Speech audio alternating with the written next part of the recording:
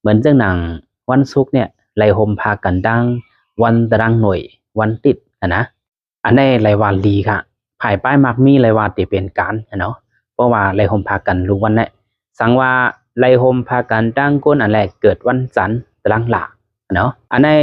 นาเฮิรนเพิ่นกินได้ที่เปลี่ยนไปเปิงกลางไปค่ะลาดง่ายๆก็ภายการซีปาเยลองนาเฮิรนตาเยนั่นตีอยู่ในทานปานกลางมักมีเด้พันเด้ในนั้นค่ะพออยู่พอกินในนั้นค่ะเนาะสังว่าไล่ห่มพากดังนางยิ่งดีเกิดวันแองกาวันอังคารเนาะเต็มเอาไว้ปักเปิงนาเฮิรนดีเซแลเตเป็นนาเฮิรนอันสายามนเซอร์ในค่ะเพราะว่าไล่ห่มพักดังนางยิงตีเกิดวันปุถุหูอันได้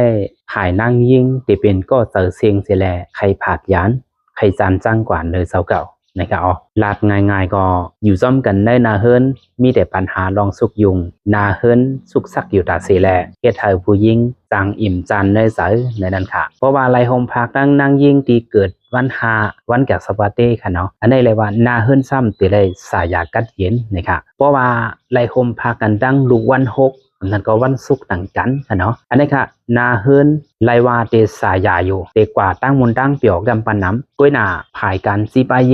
ลองมักมีได้ก็เพราะว่าอ่ำอ่อนกันทิ้งซิมดีๆได้ก็ตาเตขึ้นด้านเปิ้นอันว่านั่นเป็นอันห่างไกลเด้ค่ะสังไลโฮมพักนั่งยิ่งตีเกิดวันเสาร์วันเสน่ห์หรือวันเจ็ดนั่นไงอันนี้ค่ะนาเฮิรนตีเป็นไว้เปิงกลางอ่ำพันอ่ำมีอยู่เตใกล้มีปัญหาเกี่ยวกับเรื่องเงินทองเตใกล้พิษใกล้โมกันในนั้นค่ะในส่วนของเพราะว่า